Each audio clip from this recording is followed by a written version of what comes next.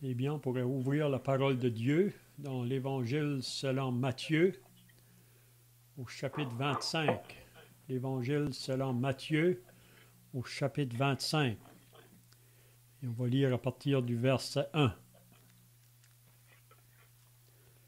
Alors, le royaume des cieux sera semblable à 10 vierges qui, ayant pris leurs lampes, allèrent à la rencontre de l'époux. 5 d'entre elles étaient folles et 5 sages. Les folles, en prenant leurs lampes, ne prirent point d'huile avec elles, mais les sages prirent avec leurs lampes de l'huile dans des vases. Comme l'époux tardait, toutes s'assoupirent et s'endormirent. Au milieu de la nuit, on cria: « Voici l'époux, allez à sa rencontre. » Alors, toutes ces vierges se réveillèrent et préparèrent leurs lampes. Les folles dirent aux sages: « Donnez-nous de votre huile, car nos lampes s'éteignent. » Les sages répondirent: « Non, il n'y en aurait pas assez pour nous et pour vous. Allez plutôt chez ceux qui en vendent et achetez-en pour vous. » Pendant qu'elles allaient en acheter, l'époux arriva. Celles qui étaient prêtes entrèrent avec lui dans la salle des noces, et la porte fut fermée. Plus tard, les autres vierges vinrent et dirent: « Seigneur, Seigneur, ouvre-nous. » Mais il répondit: « Je vous le dis en vérité, je ne vous connais pas. Veillez donc, puisque vous ne savez ni le jour ni l'heure que le Fils de l'homme viendra. » Donc, le Fils de l'homme ici, ce n'est pas dans notre version, mais dans des versions anciennes, là, c'est mentionné, puis même dans la version anglaise, ça nous mentionne le Fils de l'homme quand il viendra. On va continuer une partie encore. « Il en sera comme d'un homme qui, partant pour un voyage, appela ses serviteurs et leur remit ses biens. Il donna 5 talents à l'un, 2 à l'autre et 1 au troisième, à chacun selon sa capacité, et il partit. Aussitôt, celui qui avait reçu les 5 talents s'en alla, les fit valoir, et il gagna 5 autres talents. De même, celui qui avait reçu les 2 talents en gagna 2 autres. Celui qui n'en avait reçu qu'un alla faire un creux dans la terre et cacha l'argent de son maître. Longtemps après, le maître de ses serviteurs revint et leur fit rendre compte. Celui qui avait reçu les 5 talents s'approcha en apportant 5 autres talents. Et il dit: « Seigneur, tu m'as remis 5 talents, voici j'en ai gagné 5 autres. » Son maître lui dit: « C'est bien, bon et fidèle serviteur. Tu as été fidèle en peu de choses, je te confierai beaucoup. Entre dans la joie de ton maître. » Celui qui avait reçu les 2 talents s'approcha aussi. Et il dit: « Seigneur, tu m'as remis 2 talents, voici j'en ai gagné 2 autres. » Son maître lui dit: « C'est bien, bon et fidèle serviteur. Tu as été fidèle en peu de choses, je te confierai beaucoup. Entre dans la joie de ton maître. » Celui qui n'avait reçu qu'un talent s'approcha ensuite et il dit: « Seigneur, je savais que tu es un homme dur, qui moissonne où tu n'as pas semé et qui amasse où tu n'as pas fané. J'ai eu peur et je suis allé cacher ton talent dans la terre. Voici, prends ce qui est à toi. » Son maître lui répondit: « Serviteur méchant et paresseux, tu savais que je moissonne où je n'ai pas semé et que j'amasse où je n'ai pas fané. Il te fallait donc remettre mon argent au banquier, et à mon retour j'aurais retiré ce qui est à moi avec un intérêt. ôtez-lui donc le talent, et donnez-le à celui qui a 10 talents, car on donnera à celui qui a, et il sera dans l'abondance, mais à celui qui n'a pas, on ôtera même ce qu'il a, et le serviteur inutile, jetez-le dans les ténèbres du dehors, où il y aura des pleurs et des grincements de dents. Donc, si vous vous rappelez, là, à la fin du chapitre 24, on avait aussi remarqué concernant le serviteur fidèle et le serviteur infidèle. Puis ici, il nous parle aussi de la même chose.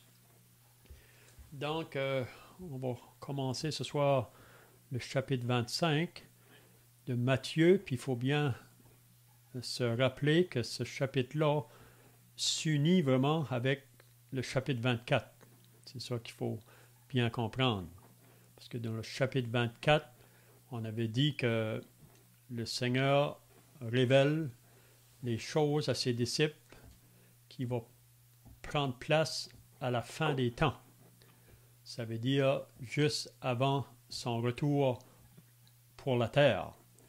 On sait qu'il viendra 7 ans avant pour chercher son Église, mais ici, c'est bien de comprendre qu'il nous parle de son retour quand il vient à la terre là, pour faire la guerre à l'Antichrist et le faux prophète. Ça, c'est à la fin de la tribulation.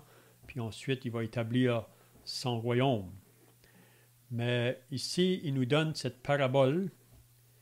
On sait qu'une parabole, c'est toujours quelque chose pour nous enseigner une vérité spirituelle. Donc ici, dans cette parabole, il va nous parler de l'importance d'être prêt. Parce que on sait qu'après que l'Église sera enlevée, ce temps de tribulation-là va commencer. Puis on sait qu'au début de la tribulation, il va y avoir 144 000 Juifs qui vont être marqués du sceau de Dieu. Puis eux, ils vont aller partout dans le monde pour annoncer l'évangile du royaume. Puis on sait qu'il y en a beaucoup qui vont croire dans leur message, qui vont être aussi sauvés dans ce temps-là. Puis aussi, il faut se rappeler que c'est dans ce temps-là que Dieu va reprendre là, pour travailler avec son peuple Israël. Parce qu'Israël, présentement, est mis à côté, parce qu'ils ont rejeté le Seigneur Jésus quand il est venu. Et comme nation, on sait qu'il y a des individus qui ont cru en lui, parmi les Juifs, mais comme nation, ils l'ont rejeté. Mais le Seigneur les a mis à part. Aujourd'hui, on est dans la dispensation de l'Église. Mais après que l'Église sera terminée, quand la dernière âme va être ajoutée, le Seigneur viendra la chercher. Puis là, on va commencer cette période de tribulation. Donc ici, dans cette parabole, souvent, il y a certaines personnes qui voudraient utiliser cette parabole-là quand ils parlent que Jésus revient. Là, il y en a qui diraient que ça concerne quand il revient pour l'Église. Mais vraiment, si vous lisez attentivement la parabole, c'est quand il revient à la terre, là, avec l'Église, à la fin de la tribulation, pour établir son royaume.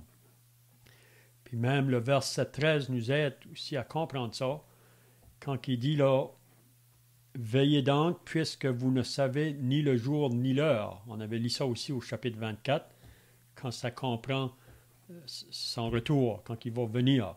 Puis c'est comme j'ai dit tout à l'heure, dans certaines versions, il parle vraiment « Ni l'heure, le Fils de l'homme viendra. » Donc, il vient pour établir son royaume. Donc, qu'est-ce qu'on va voir ce soir dans la parabole? Moi, je trouve que c'est une parabole qui est très intéressante.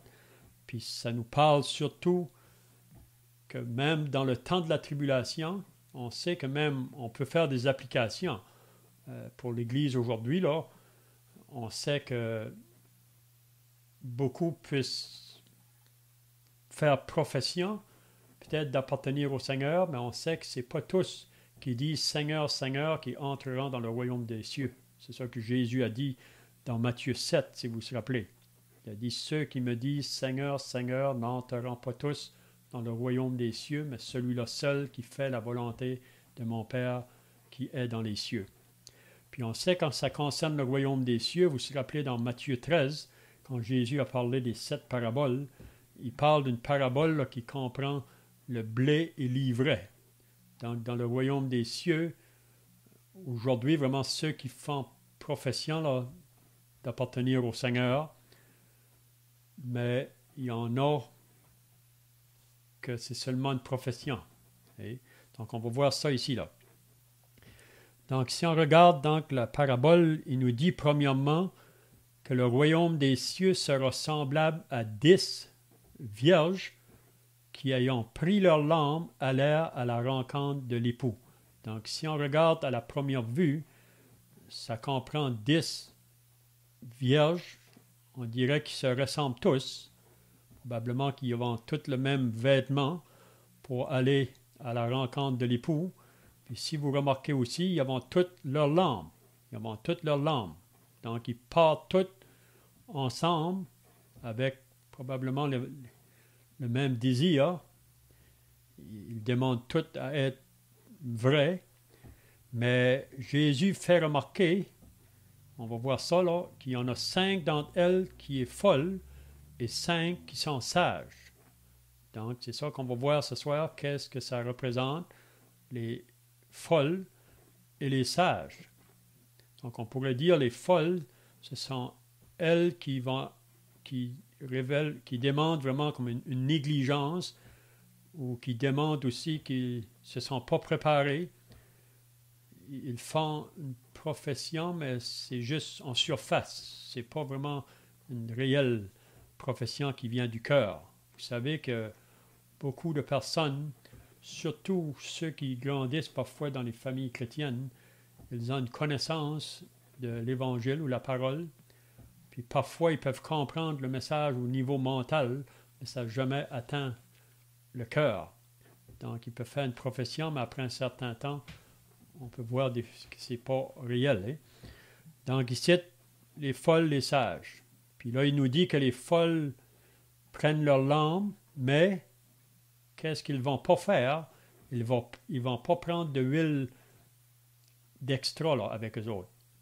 Donc, ils vont juste partir avec leur lampe, mais ils ne prennent pas de huile en plus. Tandis que les sages, eux autres, ils vont prendre de l'huile dans des vases. Puis là, ça nous dit, comme les poutardes, qu'est-ce qui arrive? Ils vont tous s'endormir. Les sages comme les folles, ils s'endorment tous. Parce que l'époux, on ne sait pas le jour ou l'heure qui vient. Donc, il y a toujours le danger de s'endormir, même pour ceux qui sont réels. Mais qu'est-ce qui importe vraiment, c'est d'être vraiment préparé là. Donc, au milieu de la nuit, on va crier, voici l'époux, allez à sa rencontre. Puis là, ça nous dit que toutes les vierges se sont réveillées, ils ont préparé leur lampe, mais les folles ont remarqué qu'il n'y avait pas assez de lampe dans leur lampe, d'huile. Ils demandent aux autres pour qu'ils en donnent. Mais là, on va voir que les sages ne vont pas leur en donner. Ce n'est pas qu'ils sont égoïstes, mais on va aussi voir qu'est-ce que ça pourrait nous dire, ça, pourquoi est-ce qu'ils ne veulent pas les en donner. Puis là, ensuite, ça nous dit, pendant qu'ils allaient acheter, l'époux arrive. Puis là, ça nous dit, celles qui étaient prêtes entrèrent avec lui dans la salle, puis la porte fut fermée. Puis plus tard, les autres vierges vinrent et dirent, Seigneur, Seigneur, ouvre-nous. Mais il est trop tard, la porte est fermée. C'est pendant que la porte est ouverte, il fallait qu'ils aient été prêts, mais là, il est trop tard. Puis c'est là que Jésus dit, ou l'époux qui nous parle du Seigneur Jésus, je vous le dis en vérité, je ne vous connais pas. Veillez donc, puisque vous ne savez ni le jour ni l'heure que le Fils de l'homme viendra. Donc, avec l'aide des frères, si vous avez des questions ou des commentaires à faire, c'est bien de les partager. Donc, j'aimerais qu'on pourrait regarder cette parabole-là, surtout que le Seigneur la mentionne, pour qu'est-ce qui va prendre place là, dans le temps de la tribulation.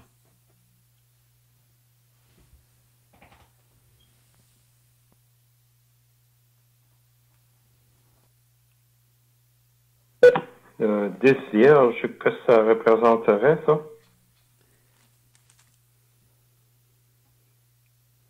Oui, ça c'est une bonne question, hein? Je ne sais pas si les frères ont dépensé là. Si je dis, on peut-tu dire que c'est 10, c'est 10 demoiselles de Nord qui vont, 10 demoiselles de Nord qui se mirent qui se mirent munir de leur lampe pour aller à la rencontre du mari. L'époux, ça doit penser le mari. Je pense de ça.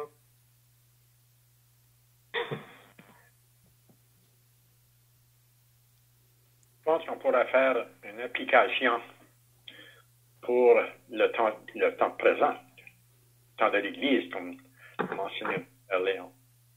Parce qu'aujourd'hui, il y a des personnes à qui on va témoigner, qu'on va parler du Seigneur, puis de l'importance d'être sauvé.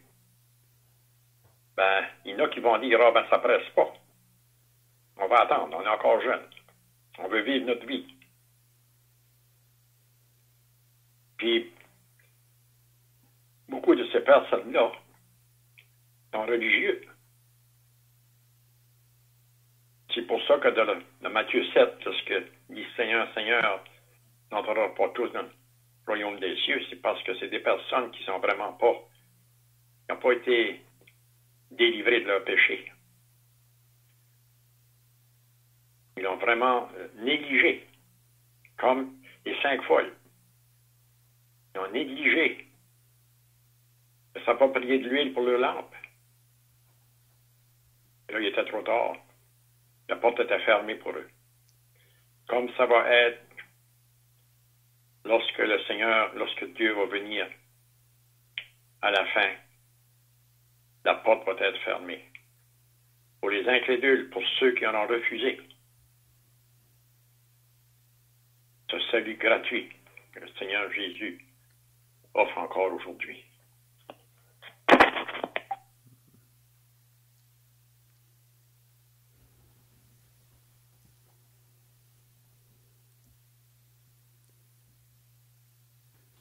Donc, comme on a dit au début, les 10 vierges, vraiment, quand ils partent, on dirait qu'ils se ressemblent tous vraiment dans leurs vêtements.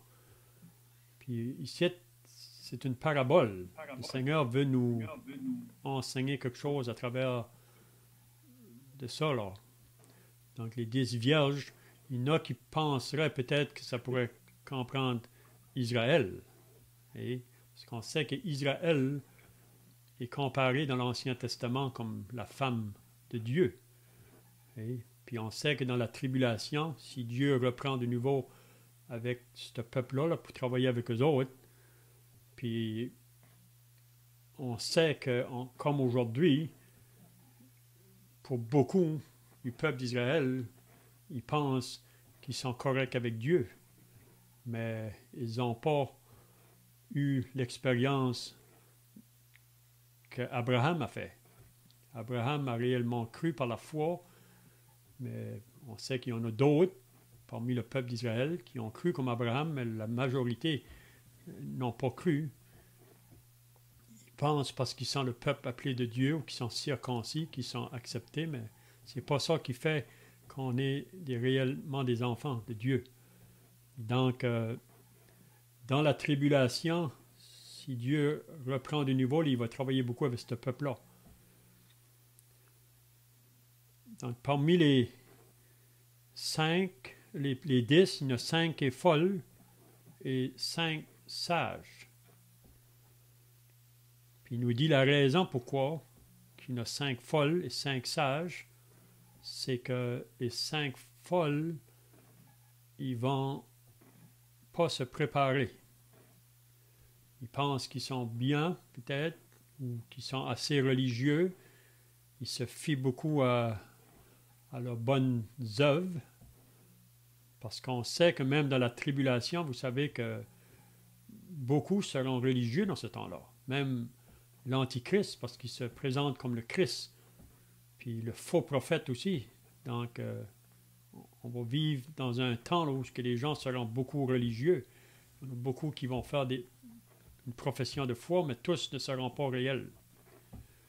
Puis on sait aussi que l'huile, ça représente toujours le Saint-Esprit, là. Donc les sages qui avons pris de l'huile en surplus, là, ça nous parlerait vraiment du Saint-Esprit. Parce qu'ils ont réellement cru. Tandis que les autres qui n'ont pas pris de l'huile, ça veut dire qu'ils font une profession, mais ils n'ont pas l'Esprit de Dieu.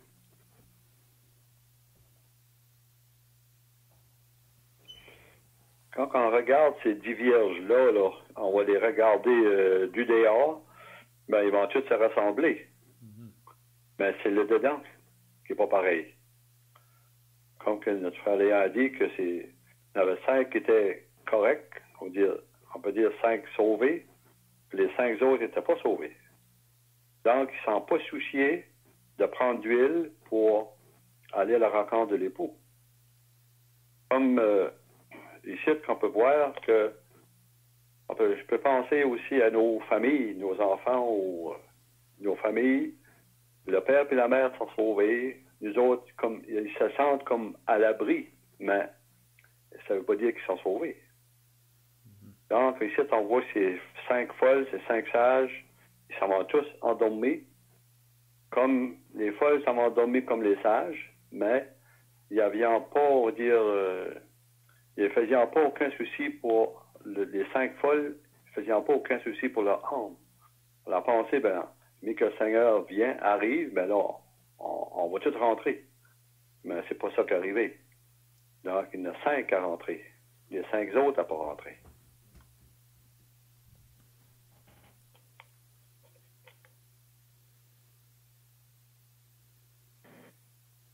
Comme c'était mentionné, on voit comment les 10 vierges avaient des lampes.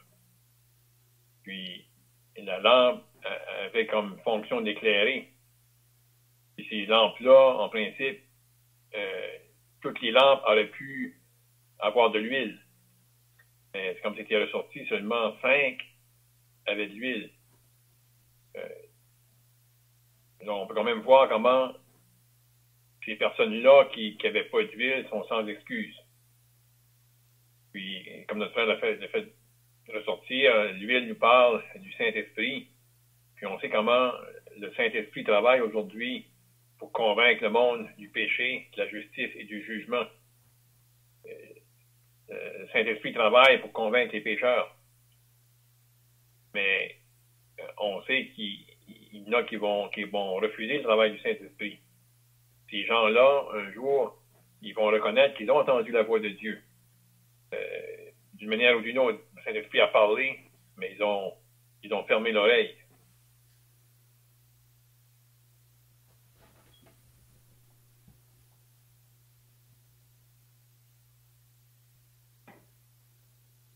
Donc, on ne sait pas quand que Jésus va venir.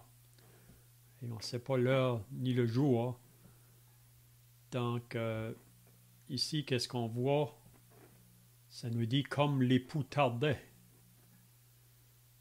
Ils sont tous assoupis.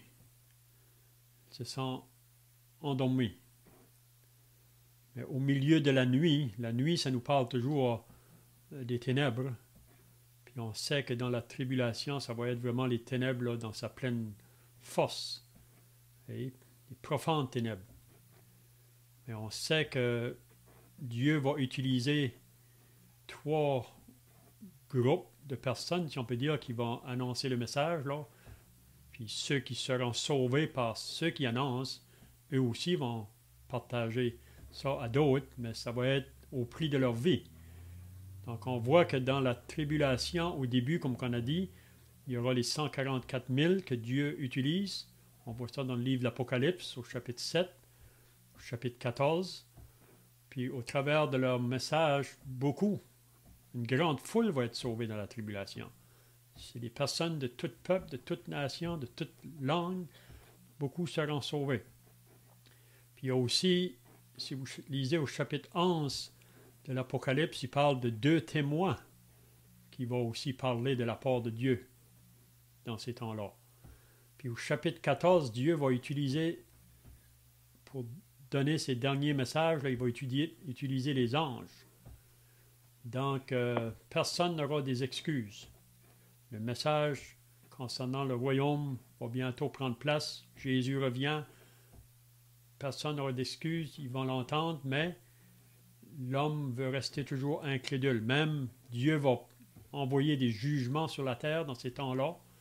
Si vous lisez concernant les 7 sceaux, 7 trompettes, les 7 coupes, ça va être des jugements très sévères. C'est dans le but de réveiller le monde, mais ils vont rester pour plusieurs quand même endurcis. Ils vont refuser de se repentir. Donc c'est vraiment la nuit. Mais à la fin de la tribulation, on sait que l'Antichrist va s'unir avec 10 nations pour faire la guerre à Israël. Puis c'est là que l'époux, si on peut dire, le Seigneur Jésus va sortir du ciel sur son cheval blanc. On lit ça dans l'Apocalypse 19. Puis il faut se rappeler aussi que l'épouse vient avec lui. Ici, ça ne mentionne pas l'épouse, mais on sait que quand Jésus revient à la terre, à la fin de la tribulation, que l'Église revient avec lui. L'Église a été enlevée juste avant la tribulation. L'Église sera dans le ciel. Puis vous savez, avant qu'on vienne à la terre, probablement qu'il y aura le tribunal de Christ, puis aussi les noces. Mais là, Jésus revient avec son épouse.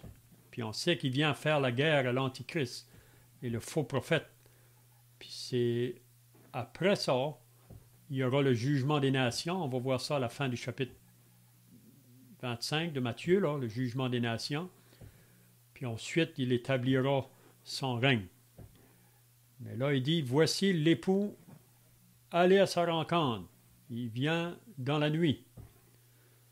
Puis qu'est-ce qui arrive à ce moment-là?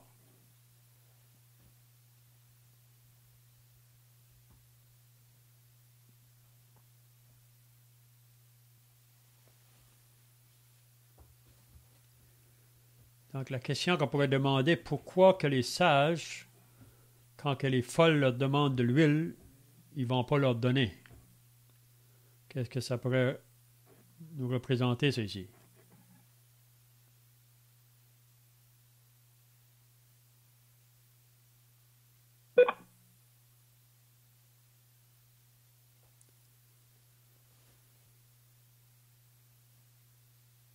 Je pense que c'est Paul qui veut parler, mais on ne l'entend pas encore. Je ne sais pas pourquoi.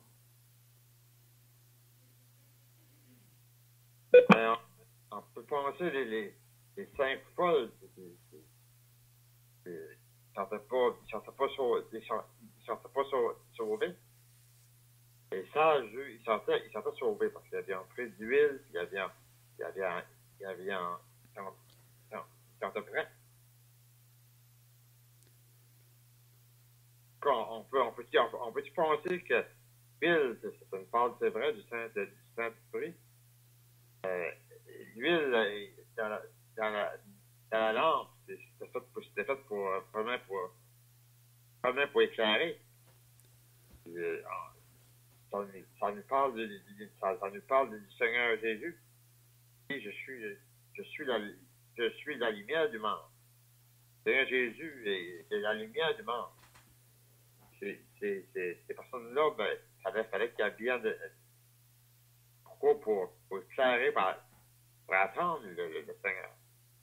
Le 5 était prêt, puis l'autre, ben, l'autre, il ne sentait pas trop. Pas prêt, il ne sentait pas pressé. Moi, ça me pensait 5 pas sauvés, puis 5 sauvés. Oui, puis une chose qu'on peut apprendre aussi, que pourquoi que les sages n'ont pas donné de leur huile, mais ce qu'on apprend de ça, qu'on ne peut pas donner le salut à un autre. Et on ne peut pas... nous, on a le Saint-Esprit si on est sauvé, mais ce n'est pas quelque chose qu'on peut transmettre à quelqu'un d'autre, même pas à nos enfants. Il faut que chacun, personnellement, fasse leur décision là, devant le message et de l'Évangile. Chacun est responsable. Puis c'est pour ça que dans Romains, ça dit que si quelqu'un n'a pas l'Esprit de Dieu, il ne lui appartient pas. Donc si on possède l'Esprit de Dieu, nous, on ne peut pas donner ça à un autre. Comme on dit ici, si l'huile représente l'Esprit, on ne peut pas donner ça à un autre. La seule manière qu'on peut avoir de cet esprit-là, il faut que nous-mêmes, on fasse la décision d'accepter le Sauveur pour nous-mêmes. Puis à ce moment-là, quand on croit que l'Esprit vient faire son habitation en nous, on devient comme la propriété de Dieu. Hein?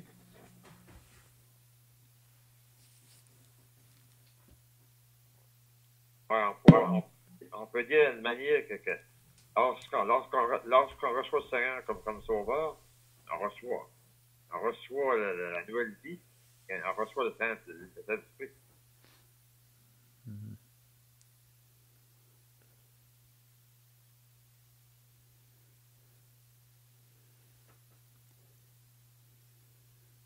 Donc, dans les folles, on pourrait voir c'est de la négligence. Hein? C'est comme que le frère a dit au début, là, on avait appliqué ça pour l'Église. On peut voir des personnes aujourd'hui qui négligent, ils disent oh, on va mettre ça plus tard, je suis trop jeune, j'ai pas le temps pour penser à ça, il faut que je m'occupe de mes études, il faut que j'occupe de ceci ou cela. Hein? On a toutes sortes d'excuses.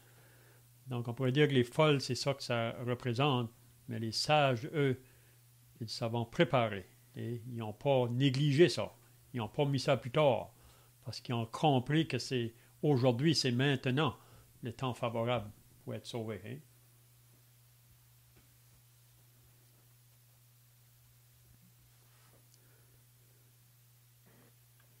Comme c'était mentionné aussi, dans la tribulation, ceux qui vont annoncer l'Évangile, tant qu'ils puissent mettre une date sur le retour du Seigneur, ils vont prêcher l'Évangile en disant que le royaume s'en vient, le roi s'en vient. Et encore là, comme aujourd'hui, les gens vont négliger, mais nous autres, on sait que le temps va être très court. Puis, à mesure que ça va avancer, puis même le monde en général, ça va être tellement le chaos, le désordre qui va régner. Puis, dans l'esprit humain, les gens ne vont pas s'attendre à qu'est-ce qu'ils vont connaître. Parce que le Seigneur va revenir, puis on va le voir dans la fin du chapitre 25, le jugement des nations, le Seigneur revient. Ça va être des jours terribles, puis les gens en général ne vont pas être conscients que le Seigneur revient, même si l'Évangile est annoncé, puis que les gens vont dire à ceux qui prêchent que le temps est court. Même là, les gens vont encore penser qu'ils peuvent attendre. Mais il y en a qui vont se réveiller trop tard. Mm-hmm. Puis on pourrait dire aussi, comme qu'on a lu dans le chapitre 24, que surtout pour le peuple d'Israël, là, parce que le Seigneur dit qu'il y aura des signes dans ces temps-là qui manifestent son retour est très proche. Mais comme qui vient d'être dit, comme qu'on avait vu les semaines passées, comme dans le temps de Noé, et le monde mangeait, buvait, se mariait, vendait, comme si rien n'était. Noé annonçait le message, mais seulement sa famille a accepté. Toutes les autres, le déluge est venu, puis les a toutes emportés. Donc, dans ce temps-là, ceux qui seront vrais, c'est ceux qui vont entrer dans le millénium. Ceux qui sont sauvés dans la tribulation, c'est ceux qui vont entrer dans le millénium. Tous ceux qui auront été comme les folles, eux, vraiment, ils vont être pris pour le jugement. Et ils vont être jetés. C'est ça qu'on lit là, à la fin du chapitre 25. Donc, peut-être qu'on pourrait terminer là, ici, là, au verset 11. On va finir la parabole. Quand il dit, là, pendant qu'elle allait en acheter, ça c'est les folles quand ils sont partis, mais quand ils arrivent, la porte est fermée. Donc c'est quand la porte est ouverte qu'il faut entrer. Et c'est comme l'arche de Noé, quand la porte était ouverte, c'était le temps d'entrer, mais les gens ont refusé. Donc, mais là ici, la porte est fermée, là les vierges folles arrivent, ils disent « Seigneur, Seigneur, ouvre-nous ». Mais il répondit, je vous le dis, je ne vous connais pas. On voit ça aussi dans Matthieu 7. et je ne vous ai jamais connu. Je vous le dis, en vérité, je ne vous connais pas. Donc, veillez donc, puisque vous ne savez ni le jour ni l'heure. Donc, c'est la raison pourquoi il faut prendre ça au sérieux. Donc, s'il y a des personnes encore qui n'ont pas pris ça au sérieux, que ça devienne une réalité vraiment. Qu'il ne faut pas négliger ça, le salut. Parce que c'est la même chose quand ça concerne l'Église. Jésus peut revenir à n'importe quel moment. On peut l'appliquer là. Mais ici, ce sera la même chose. Quand le Seigneur va venir, personne ne sait le jour ni l'heure. C'est pour ça qu'il ne faut pas négliger. Il faut mettre ces choses-là en règle tout de suite. Hein? Entendez-vous dire? Là, on t'entend, oui. OK. Je ne sais pas pourquoi je suis mon téléphone. Oh, j'ai pris l'autre. Okay, Je pensais comme quand les folles voulaient avoir de l'huile, il y a des sages qui ne pouvaient pas lui en donner. C'est pas, comme tu as mentionné, ils ne sont pas égoïstes, mais c'est que ça se donne pas. Ça me faisait penser à Simon le magicien. Lui aussi, quand il a vu que l'imposition des mains, par l'imposition des mains, il lui a donné le Saint-Esprit. C'est pas au prix d'argent, puis c'est pas quelque chose qui se donne. C'est quelque chose qui est personnel. On le voit que quand ce que le Seigneur dit à la fin, je vous le dis en vérité, je ne vous connais pas. Le Seigneur, c'est réellement qui sont les vrais. C'est triste que beaucoup de personnes pensent être corrects avec Dieu, mais il se fient juste sur la religion ou leurs œuvres. Mais c'est quelque chose de réel d'être sauvé. Puis, il y en a qui jouent avec ça, si on pourrait dire. Mais nous-mêmes, avant, dans nos péchés, on pensait peut-être qu'on était correct, mais c'est juste la grâce de Dieu. C'est pour dire que comment c'est quelque chose qui est individuel. On voudrait bien donner le salut à nos enfants. On voudrait bien le donner à nos familles, comme dans ce moment-là. Mais c'est quelque chose qui est impossible. C'est bien. Je vois que le temps est passé, là, à moins que quelqu'un ait d'autres choses à ajouter. Sinon, un frère peut terminer par la prière. Quand la porte se fermer, ça veut dire la période de la grâce se termine. Hein? Oui, si on l'applique à l'Église, on pourrait dire ça. Ça va être la période de la grâce qui se termine. On va prier. Notre Père, notre Dieu, nous voulons te remercier, te bénir encore pour ce que nous avons pu ouvrir ton Saint-Livre pour regarder et étudier. Nous te remercions que les portes du ciel sont ouvertes pour nous et rien ne pourra les fermer. Seulement toi, ô Dieu, qui est au contrôle de ces choses. Et nous voulons te remercier pour le fait que tu nous as révélé ton Fils. Nous pensons à tant de gens autour de nous, ô Dieu, qui ne réalisent pas avec leur religion et leurs bienfaits, vont se trouver devant une porte fermée. Un jour, s'ils meurent dans leur péché. Ô Dieu, aie pitié de nos familles, nos enfants, et souviens-toi de tous les requêtes qui ont monté devant toi. Et on te prie encore pour les différentes personnes mentionnées, nos voisins, nos enfants. Et on veut penser encore à Sarah qui va avoir cette opération dans les mâchoires. Ô Dieu, que tu guideras les médecins, tu auras ta main sur ces choses. Sois avec nous et garde-nous, nous te prions au nom du Seigneur Jésus. Amen.